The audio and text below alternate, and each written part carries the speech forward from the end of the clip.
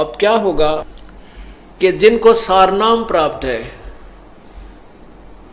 उनके ऊपर रहम करता है प्रभु, वो पार नहीं हुए। तो यहाँ एक ब्रह्मांड में उस परमात्मा ने अपना एक राजदूत भवन बना रखा, वो गुप्त है। तो उन प्राणियों को वहां रख लेगा, उस अपने लोक में जो एक ब्रह्मांड में प्रभु का है।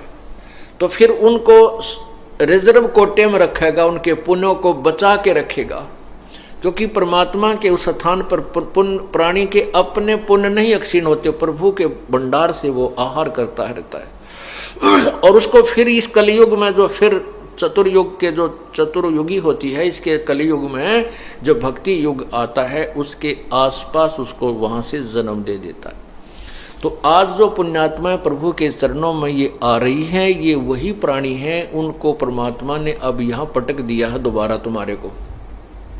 और आप वही पुण्यात्मा हैं जो परमात्मा के चरणों में आ रहे हो, जो किसी पिछले कलयुग में, इस कलयुग में ही आकर के ये सारी कहानी प्रारंभ होती है, जो जीव मोक्ष होने का सुअवसर प्राप्त होता है। तो उसको हम चूक गए थे, तो फिर हमारा ये परमात्मा पुनर्जन्म देता है। जैसे परमात्मा खुद आए, फिर क्या करते हैं, कितने दयालु हैं। आज से 600 वर्ष पहले परमात्मा आए और आप लोगों को, हमारे को पहले ही जन्म दे दिया। 600 साल पहले भी आप लोग विद्यमान थे, आपका जन्म था। किनका, जो पिछले कलयुग में, पहले वाले कलयुग में रह गए थे। अब 600 साल पहले आए थे, उस समय परमात्मा कबीर जी के 64 लाख से हुए थे। 64 लाख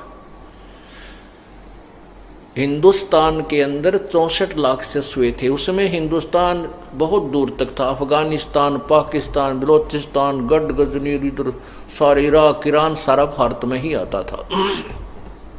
तो उस सारे भारतवर्ष में 64 लाख से प्रभु के हुए थे। और मालिक को पता था कि पार नहीं हो सकेंगे, क्योंकि अब ये जो नकली संत हैं ये इनको मेरे तक नहीं पहुंचने देते। लेकिन परमात्मा ने अपनी समर्थता से आप लोगों को, यानी उस समय जो उत्पन्न थे, जन्म था, इतने सुख दे दिए, उनके दुख दूर कर दिए, उनको मालो माल कर दिया, जिस कारण से लाखों लोग 64 लाख से हो गए थे। को रिश्तेदारों को बुला लाओ थे, आ जाओ भगवान आ रहा है, और इतने सुख हो जाते हैं, नाम लेते ये ठाठ हो जाते। लेकिन मालिक को पता था कि अब ये पार नहीं हो सकते, क्योंकि ये कलयुग का स्टार्ट था समझो, और भक्ति का युग समय नहीं था, भक्ति काल नहीं था वो। और क्योंकि शिक्षित नहीं थे, तो उस समय वो दया कर गए आप पे, उन प्राणियों को आपको रिचार्ज कर गए। आज से 600 साल पहले आप जन्म था आप लोगों का, और आपने वो परमात्मा से नाम प्राप्त किया और आपने भक्ति की, आपको फिर रिचार्ज कर गए, आपके फिर मनुष्य जन्म और अच्छे जन्म होते होते आ रहे हैं। और आज अब फिर संभाल दिया आपको, अब आपको पुनः संभाल लिया। जो सतनाम तक प्राप्त करके मृत्यु को प्राप्त हो गए थे और मोक्ष प्राप्त नहीं कर सके, उनमें से। और अब आपके घरों में जो जन्म होगा वो सारनाम प्राप्त प्राणी, जो किस पिछले कलयुगों में रह गए थे, पार नहीं हुए थे, उनको आपके घरों में जन्म होगा। क्योंकि पहले उनके लिए आपका अपना खेत संवार दिया, उनके माता पिता को तैयार कर दिया, भक्ति पर दृढ़ कर दिया। अब जो आपके घर में वो पुण्यात्मा आएंगी, वो सारनाम के, वो जो अभी उनकी साधना अधूरी रह गई थी, वो रिजर्व कोटे में परमात्मा ने अपने लोक में, यहाँ कल एक ब्रह्मांड में जो प्रभु का लोक है वहाँ रखे हुए हैं। अब आपके घरों में जो संतान आ रही है, जो परमात्मा के चरणों में लग चुके हैं, ये वो सार नाम की जिनकी कमाई नाम प्राप्त था वो आएंगे। अब इनको शीघ्र ही, अब देखा हमने कोई 8 वर्ष का, कोई 10 वर्ष का, उस बच्चे को सारना मिल चुका है। 14 वर्ष हो गए, 13-14 वर्ष हो गए इस दास को नाम उपदेश देते ने। और कुछ बच्चे ऐसे हैं जिनके 10-10 वर्ष, 12 साल या 13 साल के होंगे, 14 के होंगे, गणित गणे, और उनको भी सार नाम प्राप्त हो चुका है। ये वो पहलवान हैं जो पिछले समय में इनकी गुड़ाई अधूरी रह गई थी। तो क्या बताते हैं कि बाजी से राजी नहीं वो संतों नाल खुशाले, मल अखाड़ा जीतेंगे ये युगन युगन के माल। युगा युगों के माल हो आप, जो इतने भयंकर तूफान आया था। अब ये पीछे इतनी बुराई की थी इस दास की, बिना हुई झूठी कितना प्रचार किया था, लेकिन आप टस से मस नहीं हुए। आप वो माल हो उस परमात्मा के पहलवान हो, पिछले जन्म जन्मांतर से आप इस साधना को करते हुए आ रहे हो। आपके अंतःकरण में डगमग आप नहीं हो सके, तो इसलिए कहा कि मल अखाड़ा जीतेंगे ये युगन युगन के माल। अब जो प्रसंग चल रहा है कि कोट जन्म तन भर मत होगे, कुछ ना हाथ लग्या रे, कुकर शुकर खरबोया बोरे कौआ हंस बुगारे। अब आप कितनी मार खा जाओगे अगर इस रास्ते को नहीं अपनाया, ठीक ढंग से नहीं चले।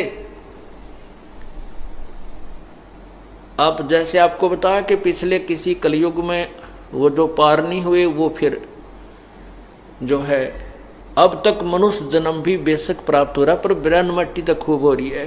ये क्या जीवन है इस जीवन मनुष्य का? यहाँ पर कोई जीवन नहीं है। बुरा हाल, कभी कैंसर होगी, कभी किसी कारण से मर गया, कभी कोई आपत्ति है, कभी किसी की चीज की टेंशन है,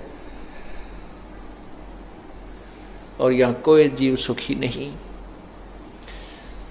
तो इसलिए आपको ये सब ज्ञान बता करके कहाँ लाना चाहता ये दास कि इस काम न बढ़ाओ मत, इसको फिनिश करो, इसको समाप्त करो। क्या बताते हैं, समझा है तो सिर धर पाओ, बोर नहीं रे ऐसा दाव। और फिर कहते ये बातें कहन सुन की नहीं भाई, कर पाड़ने की है। इस ज्ञान से आपको डर बनेगा कि हे भगवान, ये तो बहुत बड़ा बखेड़ा, जे इब के पैर फिसल गया तो ना जाने कहाँ जा करके गिरोगे। फिर पता नहीं कौन से युग में सूत बैठे, ना कोई अवसर मिले, अब संत आवे ना आवे। और आप जैसे ही वो भी आत्मा है जो दूसरे देशों में जन्म हो गया, वो पुण्य आत्माएं, अब वो अपना जीवन बर्बाद कर जाएंगी, उनको रास्ता मिलेगा ही नहीं।